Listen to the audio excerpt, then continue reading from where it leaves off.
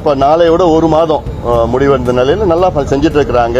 நிறைய மாற்றங்கள் வந்து இருக்குது. ஊழல் வந்து பெரிய அளவில் குறைஞ்சிருக்கு. இந்த சிஸ்டம் இன்னும் எப்படியாவது இன்னும் 2-3 மாசம் ஆகும்.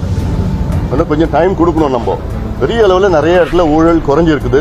அந்த ஒரு சிஸ்டமா மாத்துறது, ஏன்னா இவங்க மாறி இருக்கிறாங்க, ஆனா அதிகாரிகள் இன்னும் மனசு மாறல. இன்னும் அவங்க மாற்றுறதுக்கு இன்னும் கொஞ்சம் டைம்.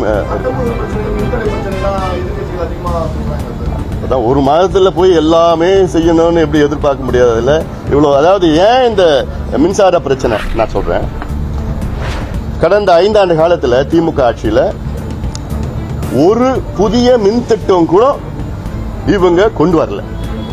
இப்ப நிலுவையில் இருக்கிற திட்டம் கிட்டத்தட்ட 14,000 மெகாவாட் திட்டம் கடந்த 12 ஆண்டுகளாக நடைமுறைப்படுத்தல. அந்த 14,000 இப்ப தமிழ்நாட்டுடைய மின் தேவைகள் பாத்தீங்கன்னா பீக்ல 21,000 மெகாவாட். ஆனா தனியார் அரசு எல்லாம் சேர்ந்து உற்பத்தி பாத்தீங்கன்னா 36,000 மெகாவாட் இருக்கு. அந்த 36,000 வந்து சீசனல் 9,000 மெகாவாட் வந்து சீசனல் இந்த காற்றாலைகள் இருக்கு. அதுல 9,000 மெகாவாட் அது வந்து மே, ஜூன், ஜூலை, ஆகஸ்ட் 4 மாசம் தான் வரும்.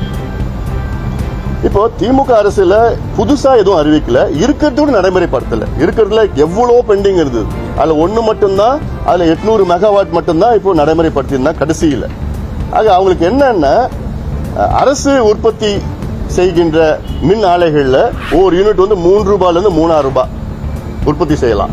இன்னொன்னு அரசாங்கம் வந்து வாங்குது. அரசு உற்பத்தி செய்கின்ற மின் ஆலைகள்ல 3,000 ரூபாய் கொடுத்து ஒரு யூனிட் வாங்குது. தனியார் உற்பத்தி செய்கின்ற மின் ஆலைகள்ல இருந்து தமிழக அரசு 9 ரூபாயில இருந்து 15 ரூபாய் ஒரு யூனிட் வாங்குது. அதுல அப்போ கமிஷன் அதிகமா அதுல வரதுனால அவங்க யாருக்கும் வந்து அரசாங்கம் உற்பத்தி செய்யணும்னு விருப்பம் இல்லை கடந்த ஆட்சியில். அதனாலதான் இவ்வளோ நட்டம். இன்னொன்னு சொல்ல போனா மின்சாரத்துறையில கடந்த 4 ஆண்டுகள்ல 4 முறை மின் கட்டணத்தை உயர்த்திருக்கிறாங்க. 56% உயர்த்திருக்கிறாங்க.